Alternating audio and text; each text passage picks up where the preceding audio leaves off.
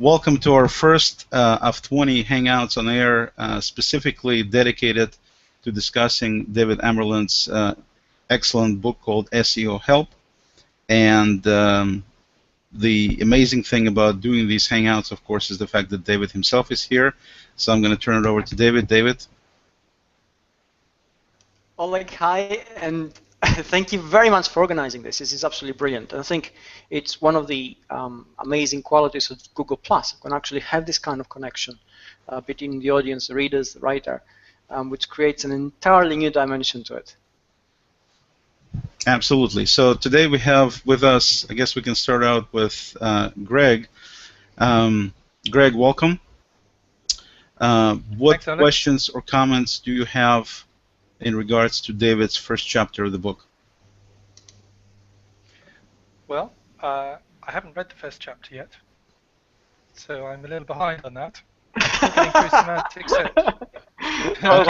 So let's turn it a little different then. In that case, why don't we have David talk a little bit about the first chapter and some of the dynamics of the importance of what the first chapter is talking about, and then perhaps we'll get Greg to come in and comment on that. Okay. I mean, it's quite interesting actually, because in the first chapter we talk about having a Google account, and there are two ways you can have a Google account. One is you can actually go and create one, right? You have a good Gmail address, you fill out a profile, you go to Google+, you fill out the profile, and you actually flesh it out. And the second way is you can have one almost by default by using one of Google services, whether it's YouTube or Hangouts or pictures or documents or whatever. And then you have access to a Google account without actually realizing what it means.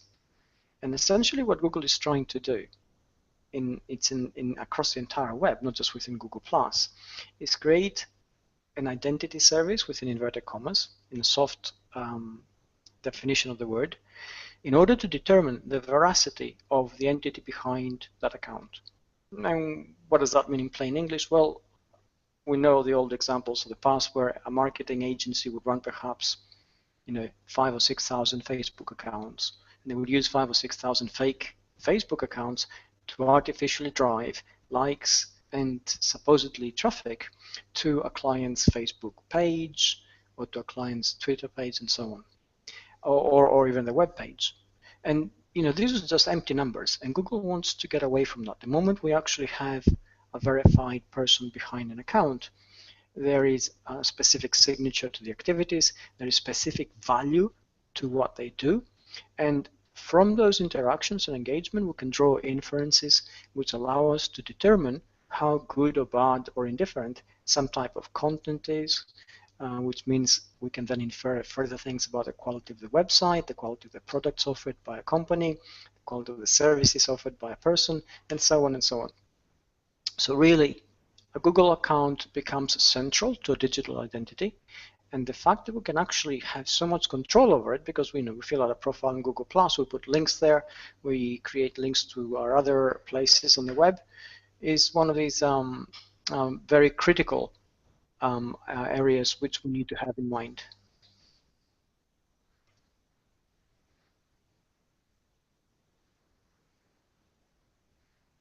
You lost Oleg. You have no sound. Oh, there you are. I know you can read lips. One question I did have for you is, if people are looking to start from scratch, like the first chapter talks about setting up a Google account. Yes. There is a possibility, for example, of there's a lot of Google entities that deal with things based on an account. For example, your Google Keep, your Gmail, all of these things are tied to a specific Google account. You may have multiple businesses is one example, but also you may have multiple locations for a single business, let's say like a restaurant chain.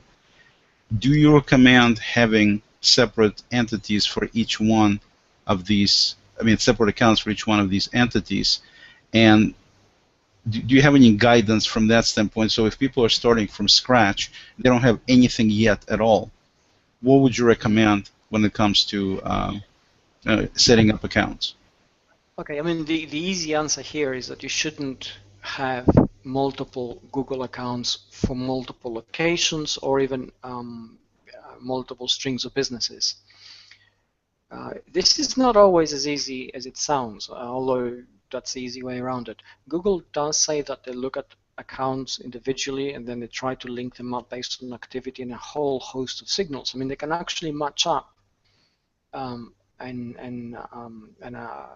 anonymous Twitter account to a known entity in Google Plus by tracing back signals and activity. So they can actually do that with a high degree of accuracy.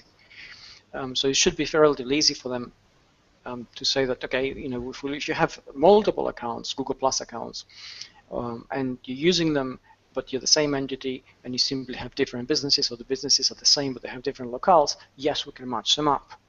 But although it is relatively easy to say that, in practice we know that there are a lot of difficulties which create uncertainties, and the moment we have uncertainties, then we create instances where Google is not sure in the reliability of the results it sees, and that means that you won't surface. So basically you're missing out on opportunities. When I was at the SMX East convention in New York, I did speak to Dwayne Forrester from Bing at the time. He still is with Bing now, actually, if you go back, about the way that search engines verify specific things. And one of the things which he said, which struck me as being very accurate and very reasonable, is the fact that we shouldn't rely on search engines to do our job for them. So, we shouldn't say, oh, here's my website, here's all the information, I'll just put it in there, it's up to you to crawl it and rank it because I'm really cool.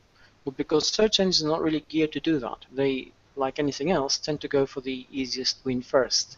So if the website is easy to crawl, if different identities are all linked up, if different connections across the web make it easy for a search engine to actually see who is behind something, then that's the area where it's going to go to first, and it'll do the harder thing second, if at all. So if we think that, okay, I'm doing my job, this is what I need to focus on, and Google will work it out, well, yes, but that's a maybe, really. And the maybe is not good enough. So really, in order to make certain that things happen the way they should, we should try and remove as many obstacles between us and search as possible, which means that we really need to join up all the dots, dot the I's, cross the T's, and make sure that we make it easy for Google to actually see who we are and what we do. Right, and that of course means, this is why it's important to have things like sitemaps in place and, the structured data part to identify certain things, like you said, to make it, painfully easy for Google to do what you're hoping that they would do, essentially. And you brought up the example of a chain of a business. It could be a restaurant, it could be anything else. It could be opticians, for instance. This is where you really got to be smart with these things. There are Google products out there designed to help you. You should be on Google Maps. And Google Maps will give you a unified identity. So you should have all your restaurants and all your locations linked on Google Maps so they can actually see. They can see it's the same website. They can see it's the same business, different locations. Same thing if you have a chain of opticians or supermarkets or whatever. It's just making use of the tools which are there, and the tools are largely free. All it takes is time and, above all, thinking, and that's the critical element. You really need to think digitally, practically, in order to project yourself across the web. So also I think it's important for people to understand the the mechanics behind multiple accounts, whereby you need to also look at it not just from Google's standpoint, but also from your own business standpoint, practically speaking. In other words, you may have different people that need to manage different parts associated with the business. In other words, people need to get an email, and they need to do something with this email. And of course, if you have 5 different people, 5 different locations, all of them accessing the same email address and stomping all over each other, people firing off multiple replies, things like now. It's not just about Google search, even though obviously it's a major consideration, and that's what we're talking about today. But at the same time, there are some other considerations when you're talking about having multiple accounts, such as who's going to be using these accounts, what are they going to be used for. A lot of times when you want to reply from a different account. A lot of times you have situations where you have domain-based accounts, so you have your Joe Sixpack at such and such. I think you're making you're making a critical point here about the operational side of the business. For far too long, we've made a mistake thinking that digital is easy because all we do is we go online, and that's it, we're in digital, right? And that is wrong. If we think of how we operate in the offline world, we have been highly compartmentalized and process-driven. It doesn't always reflect in the digital world, but now it should, and that's where the thinking part has to come in. If you have multiple people dealing with particular things, you should have a Google Plus business page, for instance, which allows you to have different managers coming into the page and doing different things which have to do with that page. Google is fine with that. If you need to have different people from different locations accessing a particular email address, again, Google allows you to create alternative access to people through the way it operates a Gmail address. So it knows who's the primary owner of that address and then who also has access to it. You need to try and, as much as possible, respect these guidelines simply because they're there to help you. If you take the shortcut where you say, I'm the primary account owner, but I'm also going to give my login and password to Oleg, and Oleg happens to be in the US and I'm in the UK, all you're doing here is confusing Google in terms of the veracity of that identity. Because the signal which you send out when you do this, and you do it out of convenience, of course, is one of spammy, low quality, low trustworthiness account behavior. And Google is going to treat it like this. It's going to be under a question mark thinking, how is it possible for one individual to be using that account from two different continents at different times? Something is wrong here. And until that is clarified, you're unlikely to get the traction that you expect through the activity which you do. And you're investing time and effort into your Google presence because you need to gain on the web. So let's make sure you do it right every time. Right, and of course, it depends who you give the account to. If they see that the second person in the UK using my account is David Amerland, that's totally cool by Google. As long as it's David Amerland as the second person, they're okay. But seriously, from a security standpoint, it's also another thing to be keeping in mind that if you do let somebody else use your account, and you do, Google does show you can easily see from how many places your account is being used, you'll be missing potential security breaches because you think it's one of your co-workers using it, on the East Coast and you're on the West Coast, and it actually winds up being somebody maliciously using your account. So that's another reason not to give your account to anybody else. In terms of practical use, keep in mind that you can always have multiple accounts that feed into or feed from a certain Google account. You can easily set up, Google allows you to bring into Gmail other accounts, so everything flows through the same deal. You can have it set up the same way on the phone, and also you can send, phone meaning on basically mobile devices, you can also send emails as somebody else if you need to.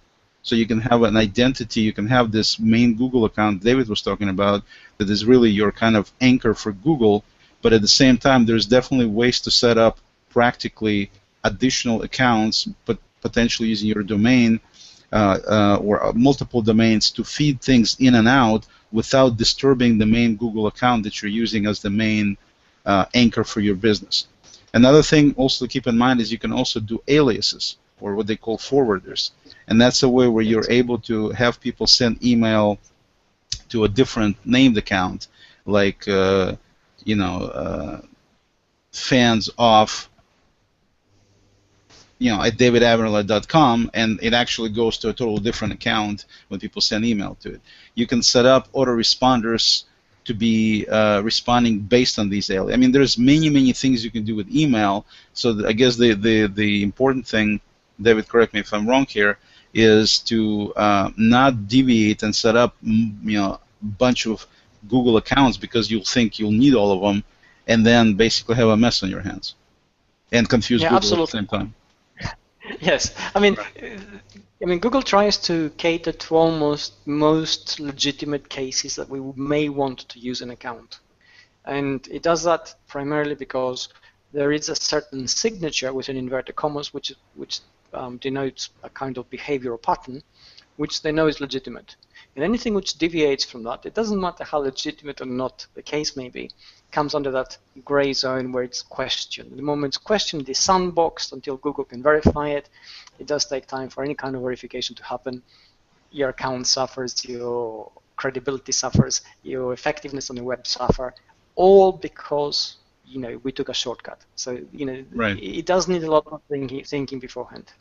But in terms of if you're dealing, David, would you mind addressing? I'm sorry, Greg. Do you have a question? Yeah, I just wanted to question about going back to the point about multiple accounts there. Were you talking about different Google profiles on the same account? Well, you can have. I mean, you can have different. You can have a Google Plus page with different managers. You can have different Google accounts linked together, but that's not the right way to do it. But you can have one primary Google account which is accessed by different people. You can actually set up for a Gmail address to be accessed by somebody else, and Google allows you to do that. No, but I think maybe Greg, what he's talking about is a little different though. I think basically when you have a single Google account, then if you're looking at the Google Plus side of it, you can set up, like David says, a Google Plus page or multiple pages for that single account. So under that single account entity. You can also set up communities for the account, or you can have a community set up for each page. Yeah, you can have a page have its own community, right, David? Yeah, you can. Yeah, you can actually link up a page to a community, definitely. To have its own community. I was confusing myself a bit actually with Google Chrome, because in Chrome you can have different profiles, can't you? And then you could access different social media accounts, for example. Yeah, absolutely. But that's what I was thinking of actually. Yeah, sorry. I mean, Google Chrome profiles have to do. It's a convenience for different users in case a laptop is used by different people, and you can set up different profiles in that. Google accounts tend to have to do with entities per se. So Google is trying to verify the reality of the person behind the name. And the name doesn't have to be real. I mean, you can call yourself Mickey Mouse, for instance. But provided you have a credible, real activity, then you become a real entity in Google's eyes. And then also you have to keep in mind that there is additional things, like I mentioned, Google Keep, some other things that are associated with a particular account. So if you have multiple Google accounts, you'll have multiple Google Keeps. But the important thing to keep in mind is YouTube, because YouTube can have a separate entity or entry, separate channel for each of your Google accounts. And hopefully you don't have too many, otherwise you'll have to populate all of them. And you can also have a separate YouTube page for each of your pages. So you can have one single Google account, it's linked to multiple pages, and each page can have its own YouTube channel, plus your main identity can have its own YouTube channel as well. So I think it's important to understand some of these mechanics of how this works, and then try to, like David said, to really give some thought as to how much you want to dedicate to maintaining all of this stuff, so you don't wind up hurting yourself in the process because you have these three different entities. One of them is completely being maintained, and two of them is kind of languishing on the side, with Google really looking down on it because they know it's associated with you, and yet you're not doing anything with this. Is that correct, David? Absolutely, yes. I mean, if Google wants to say, the whole rationale behind everything we do on the web these days, and from a semantic search point of view, is that if you are a real person or a real entity, if you're a business, there is activity associated with you. And that activity inevitably is going to surface. If it doesn't surface, either you're inactive, in which case you drop off the radar, or you have a fake profile where you are selectively active, in which case you come under that question mark. And that's the whole rationale behind it. And if you think about the way we operate in the real world, I mean, you have neighbors who it may not even be very close to, but there's a pattern of activity associated with them. And if they don't surface in that pattern, you think something might be wrong. And these are not close neighbors. That's the way it operates. So that's the rationale in the digital sphere now. So the moral is, I guess, keep it simple as much as you can, and then at the same time, if you need to have some multiple things, then you need to give it considerable thought and figure out how exactly you're going to use it, which entities, Google and non-Google, you're going to be using for those particular accounts, and then create it. I mean, one of the things that I just noticed recently is I was looking at this one page for a client of mine, and I warned them when they started about 6 months ago that, if they want to do social media, which they must do, they need to, if they don't have time to do it, they need to bring somebody to do it for them, or it's going to be more Yes. detrimental than not doing it at all. And guess what? After this 6 months, I just looked at their page yesterday, they have 4 entries which were put together in the first week or so, and there is absolutely nothing there on that page.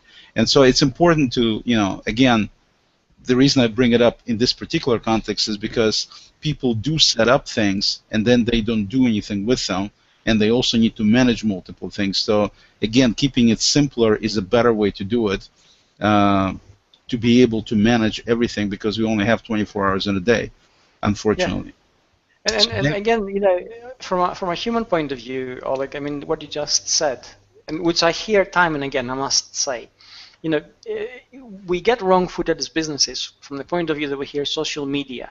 And it sounds easy, right? Because we're all very social, and you think, oh yeah, I can do this. You think Facebook mostly, or Twitter. You think, oh, I'm sure I can do it. There's no problem. I don't, but yeah. Well, that's because you know the technicalities. And the thing is, because it's social media within inverted commas, it's not really easy to do. It's actually, if we called it something else, social, digital, cohesive marketing, we would think, oh, that sounds difficult. I better get somebody to do it for me. Social David? media plan unless they have this discipline and a methodology.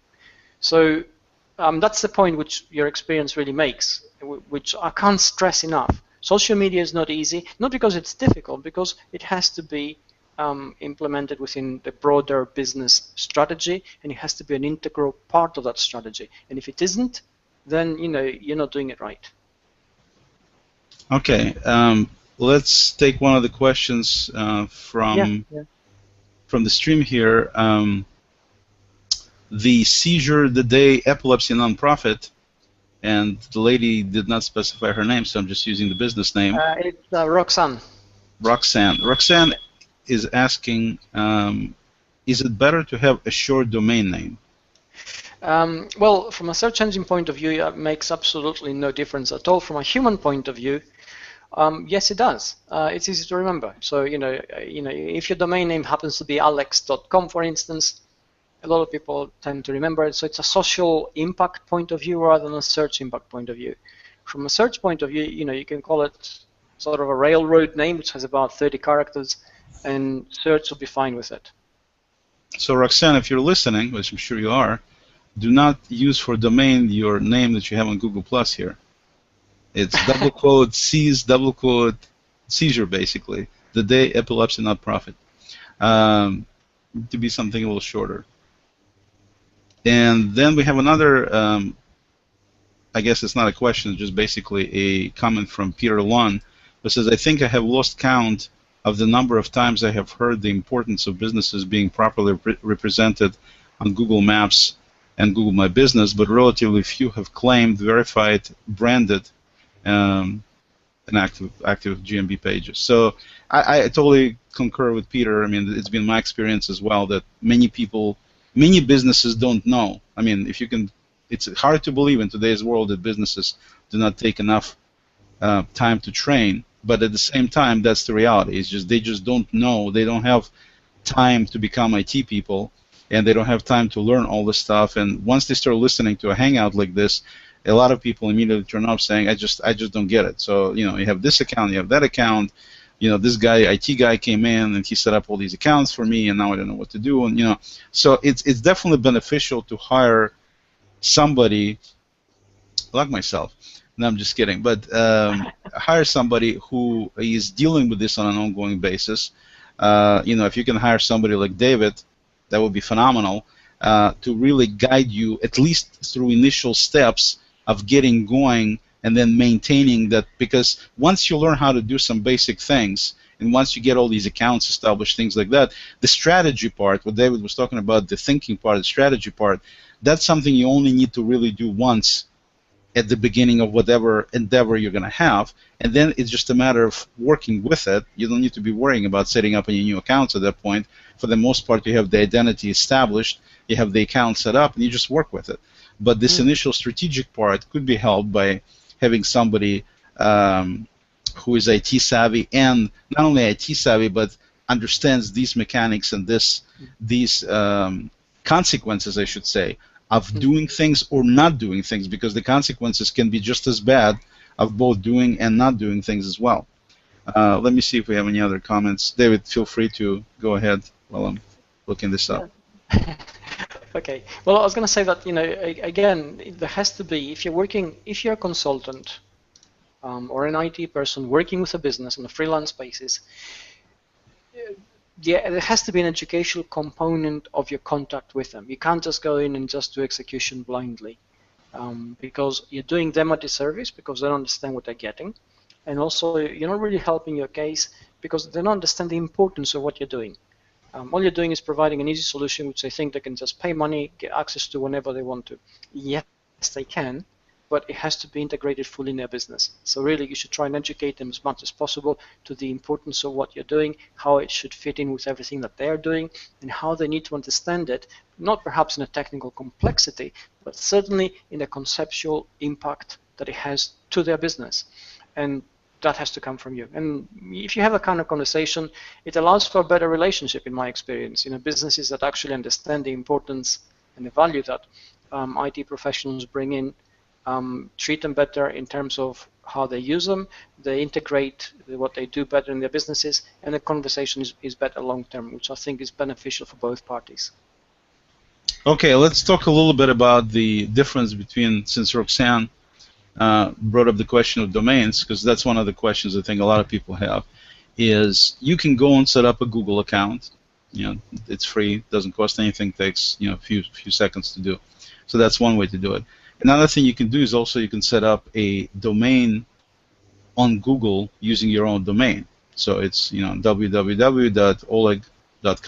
and it can be all running through Google servers and everything else. So so that's another way how you can set up a Google account. And of course, you can also set up accounts if you registered your domain, your business domain, with whichever company and you're hosting a website. Typically, you also have typically you have email accounts based on that web host as well.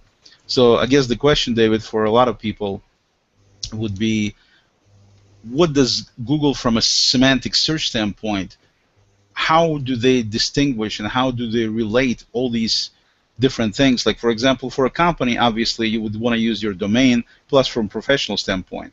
So you have email, you have 15 employees, all of them have their own name at thebusinessname.com. Do you still recommend that they set up a Google account in addition to that? Basically, that's the question. Well, if you're running a company and you have employees, certainly you benefit from them having a Google Plus presence, which means they also need to have their own Gmail address, and they should also, as a matter of course, also have their own LinkedIn presence, their own Twitter presence, etc. Now, you're going to say, okay, why? And usually when you ask why, at the back of your mind is the fact that now you need to have a social media policy for your employees. You need to have social media training for your employees. And you think, okay, how does that change the employer-employee dynamic? How does it change the trust curve within the company? Never mind outside it. These are all critical questions. I think they are questions which are on point at the time that we are in right now. Certainly things are transitioning and all this is changing. These are challenges which every business has to face. If we forget the word digital for a minute, we think that any company worth its salt automatically has a physical world footprint which is expanded by its employee presence. They talk about their place of work to their friends, to their colleagues, to their family, to their family's friends, to their relatives and their friends. And if the company is great, that footprint tends to spread. If the company is not so great, everybody gets to hear about it, okay? You're not hiding from anybody. The only thing that saves you is that you don't know, because it happens away from you, so it's behind your back. We get into the social media sphere, things are transparent, you actually do know. So suddenly you have to care, which means that you have to change all this, which is a lot of work, a lot of effort, a lot of thinking, and it has to happen. So if you have a company, yes, your employees are an integral part of your company. What does every company has said since the beginning of the 20th century? And our employees matter. People come first. They've said it automatically. It's a knee-jerk reaction. Hardly anybody really meant it, because if they did, we wouldn't have downsizing as a strategy. So really, now we get to the stage where every employee actually does matter. A company that's really worth its salt invests in its employees because they become an integral part of the advertising and marketing of its business. You want them, while they're active in the social media accounts, first of all, to link to you, because it verifies that you are a company and you have employees, and it brings up your credibility and your digital footprint. At the same time, you want them occasionally, at least, to say, hey, I had a great day at work and I work for X, Y, Z, and they're fantastic people to work with because, whatever. Or even if they have a bad day, they have a bad day because of external pressures, not because of the internal conditions. If you look at any company these days, which is in the Fortune 500, they invest an incredible amount of time and effort in developing the social media presence of their employees. We're talking about Starbucks, we talk about Microsoft and Google, and any company out there. Why? For them, it's an incredible amount of time. They have specific people who actually organize these things and train their employees, and discussions and time and effort, and all this comes down to money.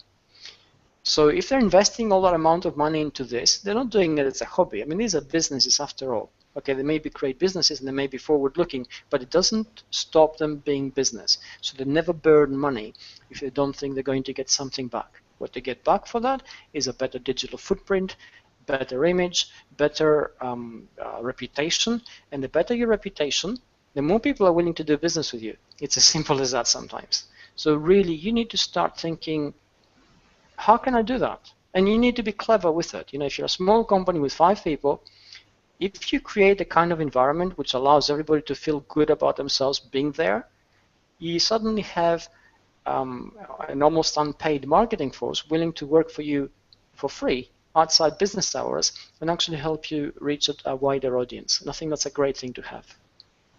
Yeah, basically, Sheila Hansley had an excellent comment that says, education before implementation. She's actually addressing you, but I'll address everybody here. And it says, so important for small business. And I certainly couldn't disagree. I'm sorry, couldn't agree with this more. I want to say couldn't disagree with this. I want to make sure it comes out right. Definitely. Education before implementation. Excellent point, Sheila. Okay, David, so getting a little bit less philosophical, a little bit more specific here. So Roxanne has her own domain. She's got email Roxanne at her domain name. Does she then go and set up a Google account, and at that point she's got 2 accounts she needs to worry about?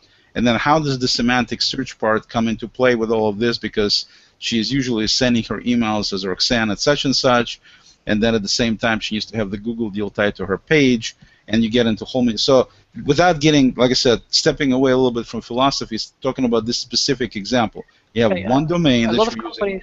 Yep. And you have a lot that. of companies who have, a lot of companies who have a Gmail presence find it convenient to run their domain accounts through Gmail, and Gmail actually allows you to do that. So essentially, you just need to set up your Gmail address to also work with other email accounts, so that you get email messages there, and you use Gmail to reply from Gmail, but still using your domain address. So if your domain address is your name at xyz.com, you can still do that through Gmail, and that sort of simplifies the process a little bit, so you don't have to bring up different email clients all the time and keep everything in different spaces and trying to sort of go back and forth, trying to make sense of everything. Do you know, does it physically help Google when they see that you're sending email? I mean, obviously you're going through their servers in both cases, if it's set up the way you describe. Is there any benefit to them, for them? Is this tie-in between the 2 accounts, because you're saying I want to get email using this and this account? Does it help them with the semantic search part of it to tie you as a signal where all these emails are coming? Because Google does look at all the accounts, at least machines do on Google's end. Does it help from the semantic standpoint of view, or not? Well, certainly. I mean, if you think that as an individual you're trying to link yourself to a business which has a domain name, these are additional signals which Google can actually see. So they definitely help in the verification element of your business. So it's a kind of thing that does help.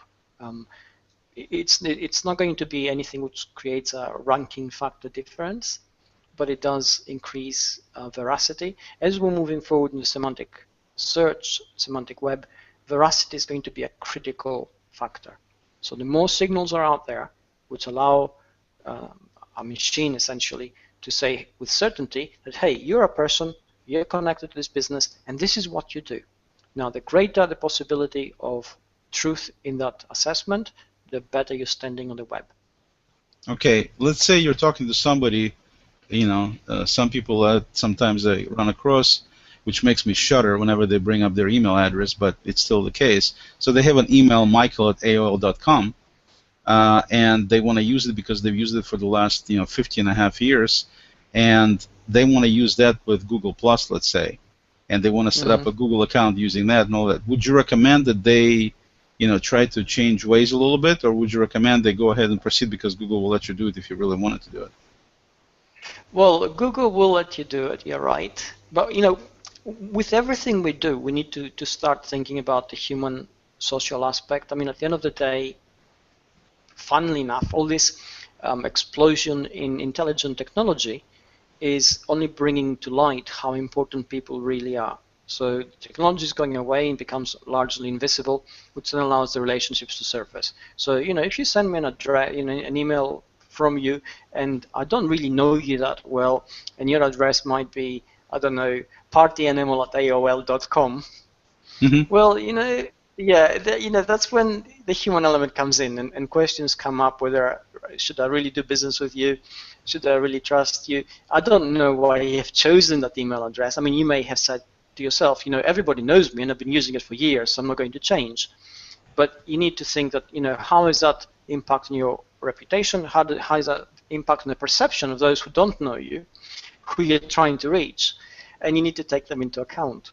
So it's again that thinking element. I mean, every time we hit practicalities, before we get to whatever we're going to execute, we really need to think, who are we, how are we trying to define ourselves, how are we going to determine that this is what we do, how are we going to project it so people understand it. And this is the thinking that leads to the practicalities that we actually need to implement. Okay, just so everybody understands that in the past you could set up Google Apps for Domains, they called it, where you could run your, you could use Google Apps and you can use your email flowing through Google servers, which helps with spam detection, things like that. Nowadays they took that away. You can't do this anymore for free. You have to sign up for their premier services. Basically, Google for Work is probably the best thing you can do right now, which is about it is $10 a month per person, and that way you get unlimited storage. Basically, you get all kinds of benefits, and obviously you get ability to do this thing too. So it's not free anymore to run your email through Google servers, but it's fairly nominal cost, and they have a cheaper plan as well that you can do. But I think, David, correct me if I'm wrong here, but I think if I was talking to a new person, I would recommend that they do set up a Google account if they're starting from scratch, from nothing.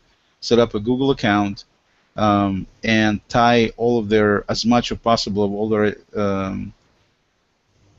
all of their endeavors dealing with Google Plus, dealing with YouTube. Set up all the different entities for Google Plus pages, business pages, all of that under that single account, so they have an easy way to maintain everything. And then if they do have some kind of domain, whether they run email through Google or not, still just simply use forwarding and receiving and sending capabilities of the servers on whoever is hosting it to be able to funnel things in and out as you need to, but pretty much stick to this Google account as your focal point. Does that sound like a good, simple way for people to go? Yeah, absolutely. I mean, if we think of it as a guideline, as a generic guideline, that we need to create as much transparency as possible. We need to make it, let's think that, the easiest way to describe it, Google is a child, and we're just telling it what we do. So let's not assume that it's an all-knowing, almighty, all-seeing, intelligent, artificially intelligent machine. Let's think it's a 6-year-old child. We break things down and make it very simple, and we make it very evident. If we work like this, it works. Okay, it'd be interesting if we could get Glenn Jewett here to jump in. Yeah. He said something about his experience being totally counter-functional. I wonder what he means by that exactly. Yeah. Maybe he can, Glenn, if you can put in a comment or jump into the Hangout, I'll be happy to invite you to the Hangout if you'd like to jump in. Okay. Glenn, do you have any other questions at all or any comments you want to make? Greg? Greg, I'm sorry. You're talking to me, Oleg? Yes. Yeah. Yeah, just that question really about the hotels, the stores actually, because that was a real question that came up for me with one of my customers. They've got 2 stores in different towns, and the question was, first of all, should they have different Google brand pages for that, and different local pages for the 2 stores? And then the sort of thing I'm wondering from what David said earlier on was, if they were to do that, would Google Maps be able to unify those 2 presences? Well, exactly. I mean, first of all, before you start thinking that you need to have different Google Plus local pages for each one, you need to ask yourself if it's really necessary in terms of what you do and the audience you're addressing. And if the answer to that is yes, then absolutely you need to. But if you don't, just because they're in different locations, it doesn't necessarily mean that you need to have different pages. Now, when you do have different pages, definitely they should be on Google Maps, and they will be unified by the website as well. So you would be using, again, all those tools to link up the dots. That's what we mean by it all. And certainly within each local page, you could be linked to a website anyway. And the website will also be the same, and Google will be able to see that. So it's just using the tools correctly to make sure that your digital footprint is not scattered and diverse, but actually everything links up and it makes sense from a unified identity point of view. Actually, Greg, in this case, one more comment I would make is that one of the things that Google doesn't have, which I understand why Facebook doesn't have it, because it's a family-friendly show. I'm not going to make my comment here, but in terms of Google Plus, they should definitely change it because I had a client with 4 locations, and one of the things they do not have is the ability to specify on a single page multiple addresses. And so if it's really important for a business to be able to specify their location, then you're almost forced to use 4 different pages for 4 different locations just to be able to specify the address, because Google doesn't provide any way to put in multiple addresses on a single page basically right now, which I think they should definitely change, because there's lots of businesses that have multiple locations. But speaking of that, David, the question I have for you is, with this multiple location business is, I guess you would put in on the website, you would have your locations listed, and they would be all linking back to your Google pages, in this case multiple pages, and that would be kind of the established, you establish the link to make it easier, again, to make it easier for Google. But what about people such as myself, for example, where you can see clearly by a picture of my kids when they were young that I'm sitting in my house, which is not the location I'm advertising or want to advertise as a business. So how about all these people who are, salespeople and all kinds of people that really don't have a physical presence in terms of address? How would you recommend what they do with their Google identity in terms of specifying their location? Well, there's a host of signals which Google uses for your location. They include the addresses or the locations you put into Google Plus as your identity, and also what you put in your website, which you need to have a website, and you link all that up. So again, Google tries to find out where you work at professionally. They understand that as individuals, you have a dual presence, one of which is your private home address, which you may not necessarily want to advertise, and the other one which is your public business address. Again, these are that's why you have the ability to actually place these things on your Google Plus profile. You can put it on your website. You can link all that up. You can put on your Twitter page, and again, you can link all that up. And I mentioned Twitter here because Twitter is playing an increasing role in Google's verification algorithm, if you like, which looks to corroborate a number of signals it sees across the web. Especially if Google buys them. Yeah, well, we don't know about that. I mean, it's been a rumor for a couple of years now, but certainly the deal they have now where Google gets access to the fire hose of Twitter That is changing the way that Google can index tweets, and also the way it can index the profiles of those who actually share information. So it will look to see, for instance, if something comes from your profile, which goes to your website, and in your website there's corroborative evidence which shows that this is what you do, that creates your domain authority, which is your subject authority. It creates verification about your expertise. It makes you more real, if you like, in terms of what Google sees as compared to other people who don't have all these signals. So it is important to basically do due diligence. I can't stress this enough. I understand that there's a factor sometimes where we overlook things simply because so many other details absorb our attention and energy. But when it comes to the web, you should really go through your profiles very carefully. You should really check to see that everything is filled out the way it should be. You should really make sure that things are linked up and they make sense and they're kept up to date. You should make sure your email address are kept up to date, your phone numbers, your physical address if you have one. These are critical things, and it's easy sometimes to lose track of them, but we shouldn't. Okay, back to my question. We deviated in the water a little bit. The person does not want to advertise for personal security, whatever reasons, their address.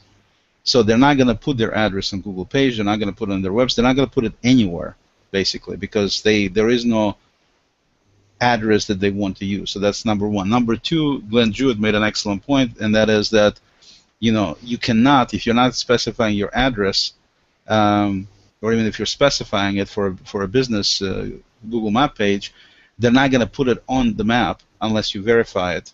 And verification is done through them sending you usually a postcard, and you have to, basically punch in. Yeah, there are a couple of ways of verifying things. One is through the post, the other one is by phone call, I think. Yeah, the phone call used to be, I don't think they, at least in the States, I heard that they disabled that anymore, so you can't do that anymore. But regardless, like I said, if somebody does not specify, that's what I mean. There's a lot of people that do not want to specify their home address. What do you recommend they do in that case? Well, you can certainly specify the city you're in and the country you're in. You don't have to specifically state your address. In case in point, although I'm not in the UK at the moment, I spent, that's where I live most of the time, and I have that on my profile. So in terms of that, it allows Google to understand where I am and what the connections are. It actually knows that I'm in two places right now, depending on where I am from the devices. I seem to get a lot of contacts and emails from people from the general geographic locality. So obviously it does follow these things through, and it does link them up, and you make sure that you get a certain contextual surfacing, if you like. I must say this is a little bit imperfect. Okay, and we'd like it to be perfect because we think it's machines, but it's not. It takes time and it takes a lot of signals, and it can only happen gradually. But as it happens, then Google becomes more and more aware of who you are and what you do. And again, if I use my own example, because all my devices are geolocation enabled, wherever I am, Google gets these signals. And last year I traveled an incredible amount of time. I spent time in Shanghai and then Singapore, and then I was in San Francisco, and then I was all over Europe. So if you'd looked at my profile, they must have thought, what the heck? It knows, however, generally I'm in one of two basic locations. Either I'm in Manchester or I'm in Patras, which is an area in Greece. And those are the two areas where I'm actually located. And there's a certain amount of confidence in Google of that because of the amount of time that overall that he gets from my devices and the signals he gets. I have made sure that I have enabled specific things on my devices to allow those signals to come from me. Now, I could choose not to, in which case Google then would have to rely on my word, whatever that is worth on machine, which creates that gray zone where, confidence may be a bit low. Yeah, Sheila just mentioned that, artists is a great example of this situation, and also authors.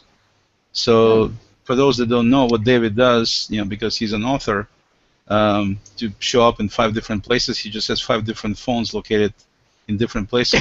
And that's how Google knows if he's in 5 places at the same time. No, but seriously, okay, thank you, David. Because this is, I think, important for a lot of people to And people say, well, then I'm not going to have a deal on Google Maps. And the answer is yes, you're not, because you're not specifying the address, you're not verifying it, and because of that, you're not going to be on Google Maps. You shouldn't be on Google Maps because you're trying to keep your location secret, so you're not going to be on Google Maps. And so, and also, let's be clear that as an individual business, where your location may not be that important. Google uses geolocation only in terms of verifying the authenticity of the person behind the persona, if you like, and nothing more. And really, what you're really interested in is in having the credibility of your profile, which allows you to surface in search within specific areas and contexts rather than locations.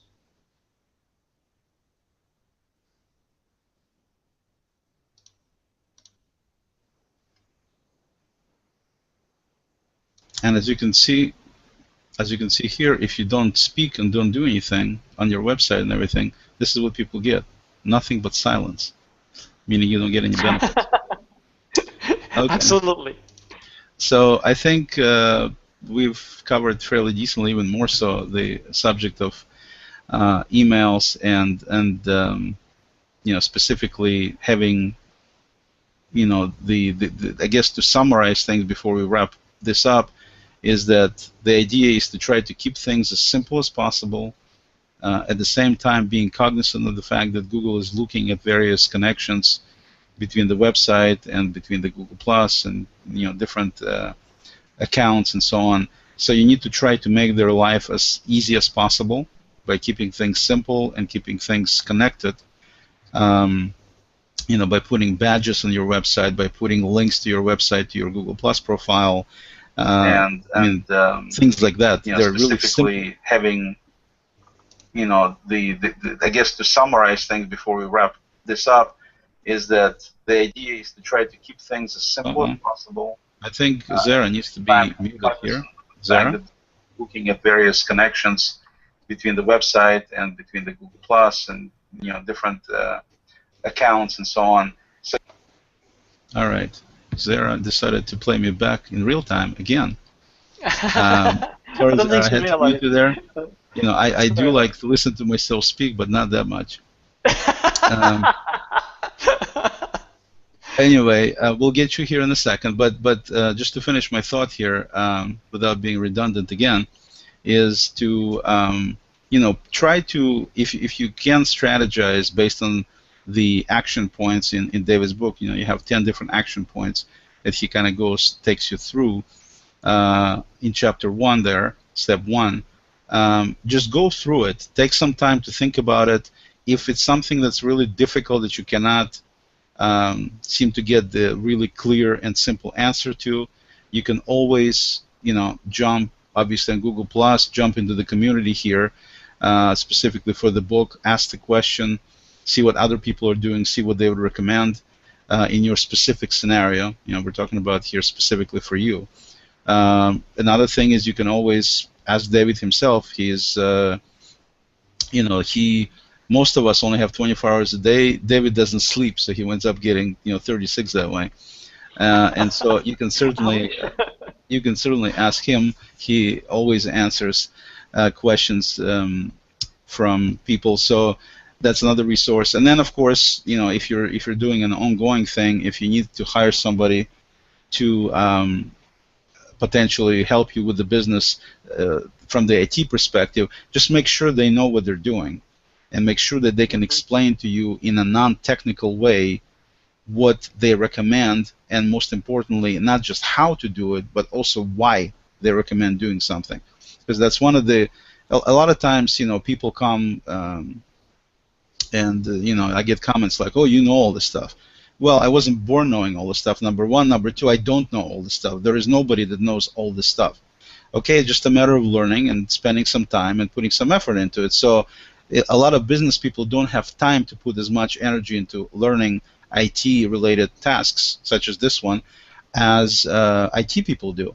So that's why you go hire somebody. I mean, you can't do everything yourself. But if you hire somebody, make sure it's not just somebody who knows more about computers and IT than you do.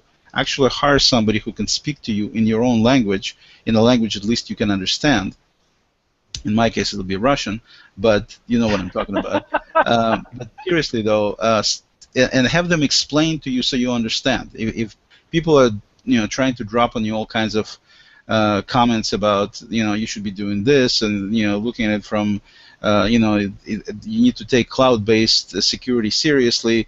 If you don't have firewall set up with demilitarized zone, and on and on and on, and you're just like, oh my God, oh my God, oh my God, go do whatever you're gonna do. Just leave me alone, because you don't understand any of it. And I think that's important to make sure that you only hire people who can actually talk to you, where you can understand what they're saying, because there is definitely a way, non-technical way, to explain the game plan. And because your business and its reputation is potentially riding on whatever they're going to set up, it's important that it's set up the way it should be set up. So you can certainly find the right people, hire the right people to help you get these things done, in case you cannot get them done yourself. But one of the greatest things, in my opinion, about David's book, this particular book, is the fact that you have the action steps in place.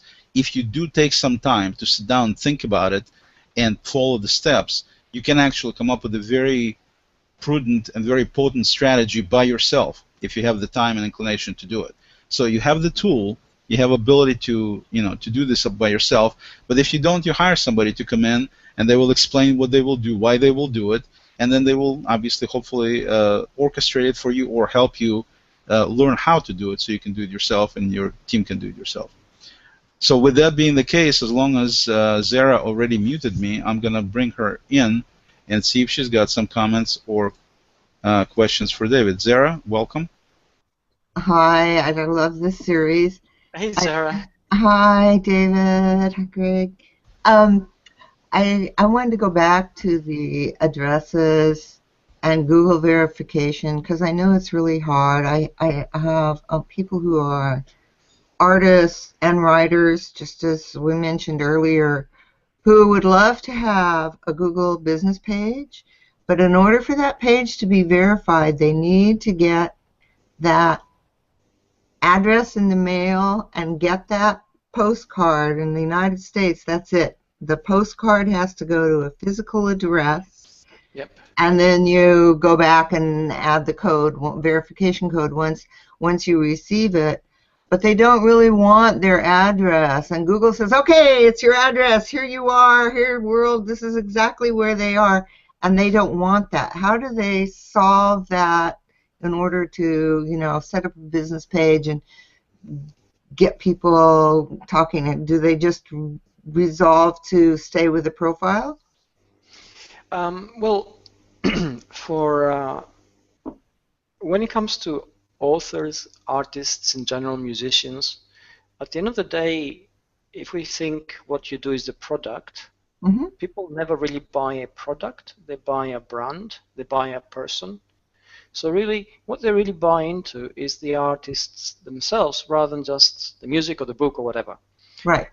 For that, the greatest value for them is to actually have a real profile in Google+, to create a real presence as people, and through that to generate attention to their work. I mean, we're trying to get businesses to be more human, to not sell products, but sell a personality. And for a business, it's really, really difficult to do that. It's like, they look at you, blank-eyed, and they think, okay, how do we do that? As people, we can do this naturally. At the end of the day, the books acquire value because of who has written them and their ideas. And the ideas are linked to the person and their journey and perspective. The same thing goes for drawings. I mean, we have, classic cases with artists like, I'm trying to think, is that Elena Abramovich, who's a performance artist in New York. And her work is really powerful. It has to be experienced because it's performance art, essentially. But it comes through the journey, and we experience that through her eyes, and she's the brand. Although, I mean, if you describe what she does, I mean, one of the things she did was she ate a liter of honey and drank a liter of wine and whipped herself in public. And you think, what? But if you're there to actually see it, and then you understand the context and how she came about to doing that, and for her it's a way of existing in the world, suddenly what she did acquires tremendous value. but it only acquires tremendous value because it's decoded through our understanding of a personality.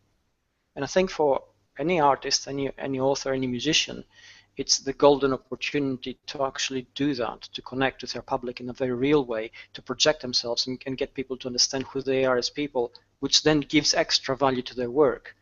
And although this sounds very new and exciting, it has always been the case. I mean, in early sort of media days, Hollywood had the megastar machine, where they basically manufactured stars. They created a personality because they could control the media, they could control news outlets, they could control what got out there, and they would manufacture a megastar who would open movies.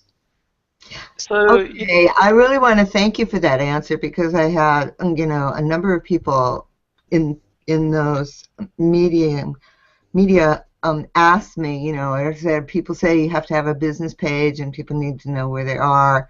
And so far I've been telling them exactly what you just said.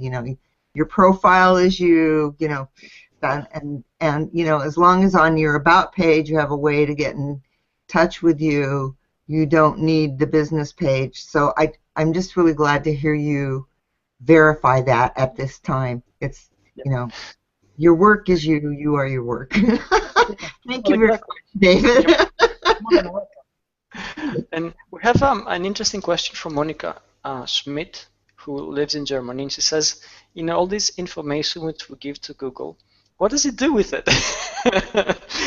And just verifying who we are, does it do anything else with it? And this is an interesting question. First of all, we're talking about privacy here, and privacy is a huge concern in the digital age, because for the very first time ever, we are aware that our data has value, and we, to some degree, control that. So suddenly we want to control that. So let's unpack this for the first time in a hangout like this. Now, first of all, privacy has never been there, ever. If we lived in the Middle Ages, whatever you did as a peasant in some hut in the middle of a village somewhere was subject to the authority of whoever had more money, power, and armed guards around you. And that was it. You had absolutely no say in what was yours and what was theirs. And the only thing that guaranteed any kind of privacy was the fact that, there were so many peasants living in the village that, in the numbers you had a semblance of being outside the public eye. As we went through the 20th century, you never had any kind of privacy except that afforded by the inability or the unwillingness of the government to spend a lot of money to find out what you're doing. So unless you were public enemy number one, you were relatively safe in your house, because simply there was no sense in the government spending thousands and tens of thousands of dollars and hundreds of thousands to find out what Joe Blogg was doing once the door shut and the curtains went down. Now we live in a digital age where suddenly the threshold barriers are lower, the cost is lower, the ability to maximize the impact and sort of scan thousands of people is easier, and suddenly privacy becomes an issue. What has changed also is our own awareness that we generate data which is generated by us, it is owned by us, and suddenly has value, and we don't seem to get that value. So these are discussions which need to be had. There are no easy answers to this one. I can't come up with anything which is sort of going to be definitive, but this is part of the ongoing conversation. But when it comes to a company like Google, for example, they have very clear terms and conditions about what they do with their data. They do specify with the data they mine. They do specify that the data you generate is your own. So anything you do in Google Plus, for instance, you can just take down, close your account, and that's it. Google will not use it again, which is unlike what Facebook does, for instance, where they actually keep your data after you have left, and they can use it in any sort of way. Now, what do they do with those signals? Well, essentially they personalize products and they personalize services. The only way a company like Google can make money is if we find it useful. If we don't find it useful, we're going to go away and use something else. The only way we can find it useful is if it tries to understand what we want and give it to us when we need it. Sometimes it may be information, which is free. At other times it may be advertisements, because we need those. So essentially it's that kind of relationship. And all this fear about what happens to our data, well, it's specified. We just need to become knowledgeable about how data is used, about its impact, and then introduce ourselves to the conversation in a knowledgeable way. If we want to make money out of our data, and there is a school of thought which says, in the 21st century, data belongs to us as individuals. Anybody can have access to it, but let's, give me something for it. Give me $10, for instance. If we want to have that kind of conversation, this is where it's got to start, from a very knowledgeable base. To actually fear that we'll lose our privacy, I find that ludicrous sometimes, because we never had that. What we're losing is the illusion of privacy. So once the illusion of privacy fades, let's call it for what it is. We generate signals, we're transparent, and we need to have a kind of conversation and try and benefit from it. For those who live, on the right side of the pond or left side, depending on your perspective, privacy is actually privacy on our end here. So yes, yes. Thank you. Of course, Americans speak. Exactly. Thank you, David. You're welcome. Okay, well, if nobody else has any questions, Zara, did you have any other points or questions to make? Okay, so I guess we haven't had anybody show any issues or problems with step 1. I think it's been a very meaningful and useful discussion for people, at least, to give them food for thought as they evaluate both. It's especially great for people who are starting out and don't have anything yet, so I think it gives you some food for thought in that department. And then for those who already have an account or multiple accounts, something to potentially reconsider. Keep in mind, you can always, there's a way to get rid of accounts, stop using them. You can definitely consolidate. I mean, the whole notion of, I think the important thing, what I usually recommend to my clients is do not go with the concept of we've always done it this way. I've always had this AOL account since, before I was born, and on and on and on. Don't get into that trap of that kind of thinking. Try to be a little bit more open-minded. I realize I'm not your mother, but I'm telling you anyway. That when you look at stuff, look at it from a standpoint that makes the most sense from the standpoint of what you know now. Because everything is constantly, I'm looking at the whole technology thing. To me is like almost like a bullet train, and it moves at this incredible speed, and it makes these stops at certain points where you can kind of stop and get a sandwich or something, or walk around for a little bit. But for the most part, you need to get back on, and it keeps moving. And as it keeps moving, it's stopping at different locations, and things change all the time. You were at this stop, you saw something. Next step, you see something else. It's just an ongoing, constant thing, which means, if you listen to people talking about evolution of this, evolution of that, it evolves constantly. And you can argue about human evolution, you cannot argue about technological evolution. It just constantly evolves. So what you need to do, you can either back off and say, I'm done, this is too hard, I don't want to deal with this, and that's it, and that's fine. It's certainly your choice, that's it. But if you want to keep up and be competitive with your competitors in your business and things like that, you need to some degree, be part of this evolution and also use the best case scenarios and techniques, such as, for example, the latest wisdom coming up for SEO coming from David's book. I was just talking to one of my clients, and they decided to go and hire some company to do a website for them. These people didn't even bring up the word SEO, which to me is ludicrous in today's world, not to bring up SEO as part of any kind of rebuilt or built of a website. But they didn't. So it's one of these deals where you really need to pay attention yourself to understand the value, and then you can potentially go get some help if it's not something you can do on your own, or get a book like David's and follow its direction. But it's important to do all these things. It's important to look at your email accounts, see what value they bring you. Do they bring you any value at all in terms of how it's set up? In other words, do they bring value to Google to be able to index you, to see what you're doing better, and thus index you higher in the search engine and help you with your SEO? If the answer is no, you need to change. I mean, it's as simple as that. Again, totally up to you whether you want to or not. But if you really want to improve things, then that's the direction that I recommend you go. I'll give the last word to David, and I think we're going to wrap it up for step 1 today. Thank you. I think you made some great points. I think the entire discussion has been really good. We can see how something relatively simple, like a Google account, actually is not. The thing which we find easiest to do, and perhaps do again and again and again in multiple accounts, actually has tremendous impact. And this has to become part of our digital literacy. we need to acquire an awareness of the skills which we use and the impact that every action has, and use it properly to benefit us. And it will only benefit us if we totally understand it, if we understand what it does, if we understand what the impact is, if we understand what's involved, and then what the ramifications of any changes are. The good news, as Oleg said, is that first of all, there are really no experts anymore. Everybody has a part of the picture.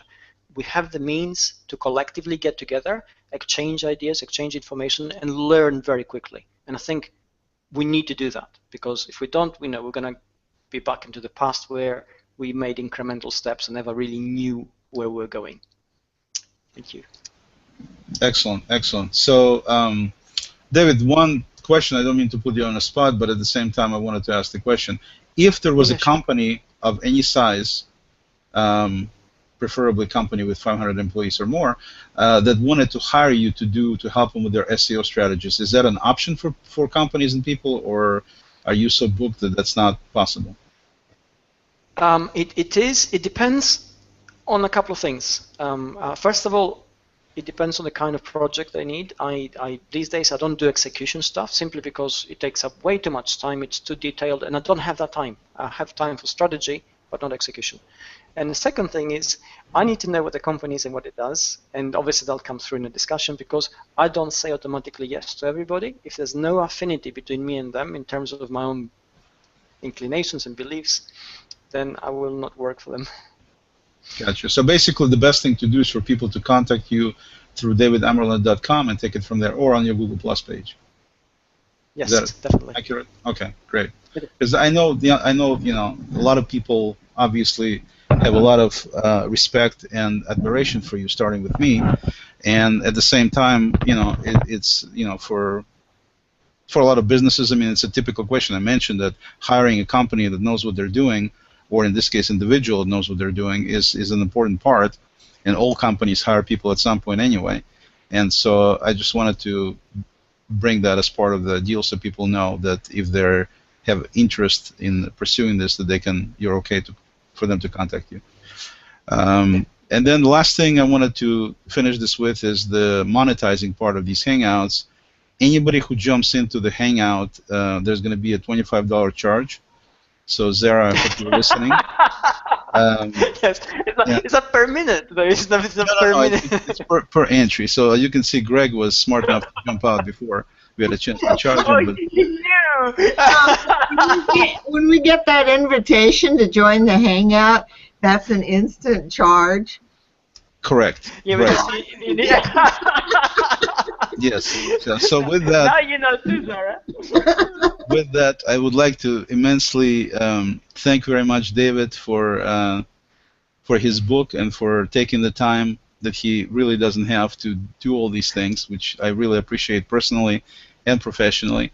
And I'd like to thank Greg for jumping in, and definitely Zara for being a good sport about all this stuff. And we're gonna do, the next Hangout will be based on David's availability and time, dealing with step number 2.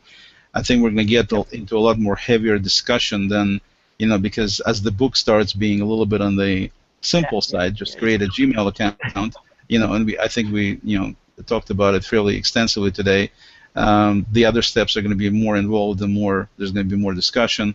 So please feel free to jump in, number 1. And don't worry about paying. We'll figure something out, right?